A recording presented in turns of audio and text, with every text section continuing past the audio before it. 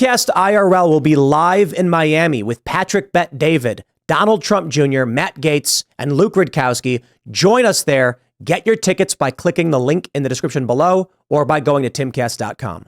This is a big one. Owen Shroyer responds to the DOJ sentencing recommendation. You know, when I saw this story, we know that Owen Shroyer is being targeted because of his speech. He was on the Capitol grounds. He did not go in the building. His charges are like misdemeanor trespass of some sort. They want him to go to jail, federal prison for 3 months. And the factors in the sentencing guideline recommendations were his speech before, during, and after. Shocking. When I read what his response was, I thought it was very important considering what's going on. Let me read for you from timcast.com. Actually written by Hannah Claire Brimelow. Hey, guys. Owen Shroyer has asked the judge overseeing his sentencing to go against the recommendations submitted by the Department of Justice. While in D.C., Shroyer told a crowd of people over a bullhorn, the Democrats are posing as communists, but we know what they really are. They're just tyrants. They're tyrants. And so today on January 6th, we declare death to tyranny, death to tyrants. The DOJ asked the court to consider that Shroyer's conduct on January 6th, like the conduct of hundreds of other rioters, took place in the context of a large and violent riot that relied on numbers to overwhelm the police officers who were trying to prevent a breach of the Capitol building.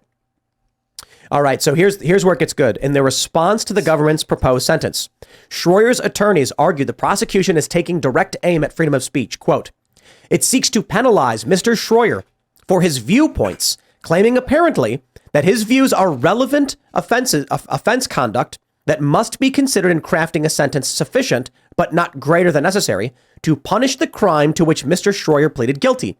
A single misdemeanor count of entering and remaining in a restricted building or grounds in violation of 18 U.S.C. Section 1752 A1, says the responding statement from Shroyer's team. That says it all.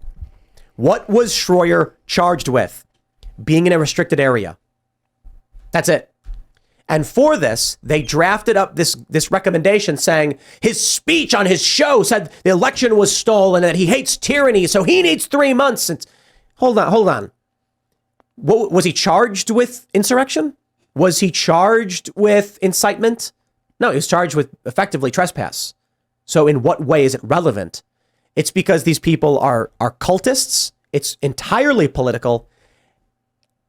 And I think this is another grain of sand in the heap of evidence. We know that what they're doing to the January 6th individuals, not all of them, but many of them, and if not the majority of them, and people like Owen Shroyer and Donald Trump and these others, is political persecution through prosecution for political power.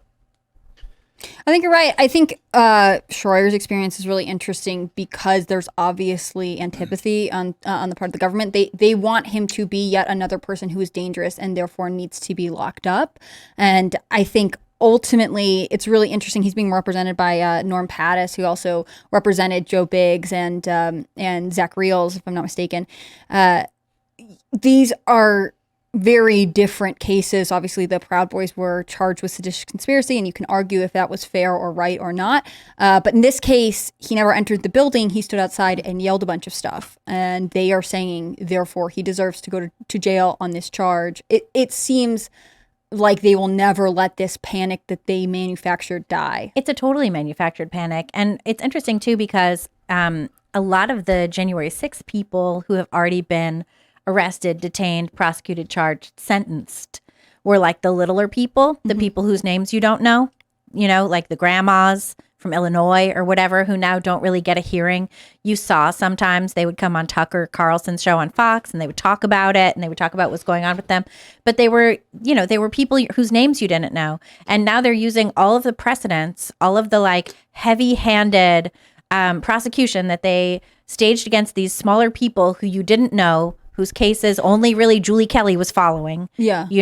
And they're using those same precedents to go after people whose names you do know. And they're going to use those same precedents that they're doing now against Shroyer and the Proud Boys and all of those guys to go after Trump because it's the same judge. Yeah. I mean, Chutkan is the same judge.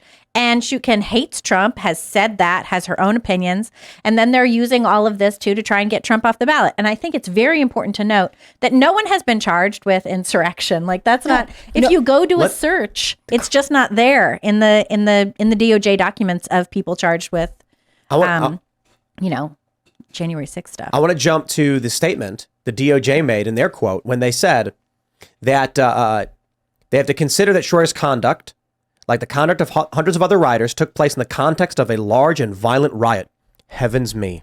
Owen Shroyer yelled death to tyrants. Shocking. Wow. I wonder how much prison time Ray Epps is going to get for literally telling people to go into the Capitol and then being there right when the barricade was torn down and they gave Joe Biggs 20 years. So Ray Epps, what's he going to get, 50? Life? He's going to get nothing. You already saw the Washington Post, the New York Times, and everybody else coming out saying like, Ray Epps did nothing wrong. It's literally everybody else who did something wrong, even though we have videos. He is the one hero. He's the one guy that we have seen doing the thing that but somehow he's defensible. I think it's interesting too. Like the cops that gave the shaman a tour around the Capitol, I haven't heard anything about disciplinary action happening for them, right? No, like of course there not. is no fallout for people who, whether we can say it was mistaken or on purpose, facilitated actual things that then people were sent to jail for. Or the cop who shot an unarmed woman. Nothing. And that's crazy. I think your point that they have been building up to this for so long is so interesting because often when I'm writing these stories, the statement comes across and it's from the DOJ that over 1,000 people have been charged in connection with January 6th, over 600 have been sentenced, and over 300 are in prison at this moment. And when I read that sentence, I am horrified. It's right? horrifying. I feel that way because I obviously have a perspective on January 6th that, left-wing mainstream media doesn't. When they hear the same statistics that over 1,000 people have been charged, that over 600 people have been sentenced, and that over 300 are in jail, they think, good job, we're getting them. But it's also that's so insane. Freaky. Like in Portland in the summer of 2020, they rioted for over 100 nights straight. They tried to burn down a federal courthouse. Donald Trump was like, we really should send in the National Guard. And the governor was like, no, don't we hate you. Don't send in the National Guard. We would rather have our courthouse burned down. And instead, they tried to set fire to the mayor's apartment building while there were people in it. Yeah. And this is all totally fine. And then we hit January, 6th, 2021. They call it deadly riots. It was literally one day. It was one day. The deadly riot caused by the police officer. Right. Also, where everyone went home by 8? Right.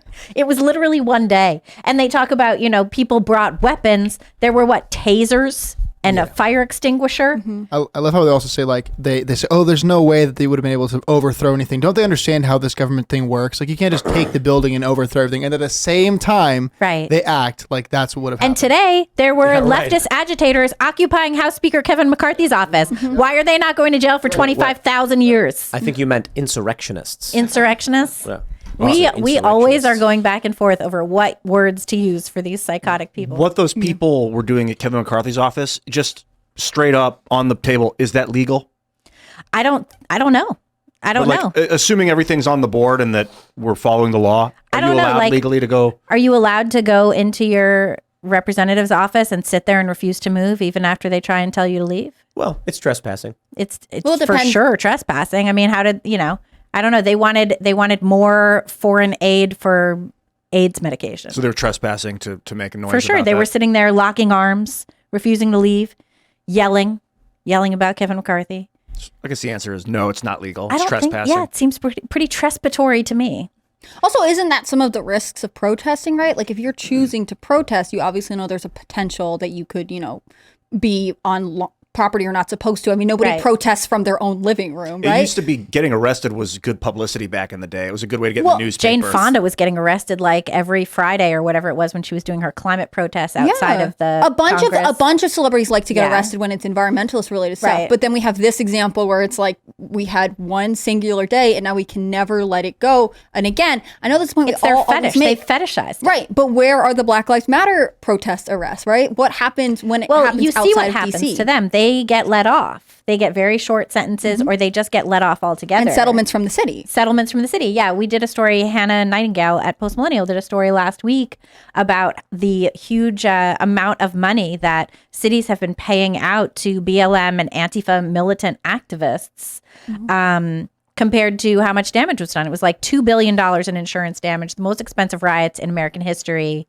in 2020, and cities have been paying out millions and millions of dollars to people for having arrested them. One guy in LA got paid out like millions of dollars for being shot with a rubber bullet. Now, do you remember the summer of 2020? It was like, defund police. You have to use non-lethal crowd control. So they use non-lethal crowd control and the city still has to pay out millions of dollars? Mm-hmm. What the hell is that?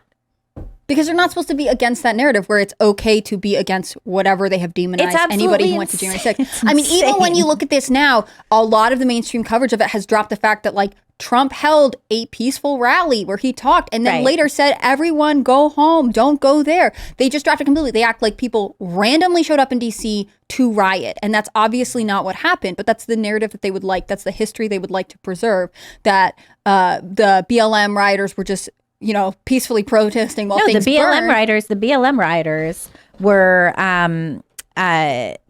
involved in a public health emergency. Yes. Remember? Because racism was a bigger public health emergency than COVID. That's so true. I'm never forgiving the whole COVID thing. I'm never getting over that. Do you think on January 6th, there was some violence? Obviously, some people rioted, smashed stuff up. There was a riot for sure. There was a lot of people rioted. So Owen going there. It was a riot. And saying. Other side of the building. Owen was on the other side where there were no riots. My understanding is that where Owen was with Alex Jones, it was just people walking around. They were not at the area where people were smashing and throwing things at cops and stuff. Trespassing, I get it. Technically, I guess I can wrap my mind around it. But for him to say Democrats are tyrants, death to kill them, kill the tyrants, like, is that what he said? That he said these people are the tyrants, now kill the tyrants. Well, that's kind of like saying kill those people. I don't disagree to it, but the way you phrased it is a bit unfair. He did say the Democrats are posing as communists, but we know what they are. There's tyrants, death to tyranny, death to tyrants. So I agree with what you're saying, but the way you said it was a little bit aggressive. It wasn't like an imminent threat to violence. He wasn't calling like, I want you to go this name, this person at this place, kill. Like, he wasn't saying that, so it wasn't illegal to say that. But if you say that in front of a mob, and then the mob gets angrier, I mean, but it is like won't someone rid me of this priest? Right. Mm-hmm. Right. But regardless, what's he charged with? Just trespassing. In which case, this is immaterial to his sentencing. You're right. His speech is not relevant. Yeah. Right. And unless he's charged with making threats, which he's not. Won't someone rid me of this priest is not illegal. The other thing you can argue irresponsible. But they're doing this because they're also doing it to Trump. Like if you look at the indictment in Georgia, it references tweets that he made. Like, the Georgia ballot counting is being broadcast on OAN. And Fani Willis says that's evidence of a conspiracy. Which doesn't make any sense. I think the fact if you look at the hundreds of counts, I think the fact a lot of them are social media posts. The DA in Georgia did not indict Loeffler, Perdue, and Graham shows it's entirely political to go after Trump's administration. Mm-hmm.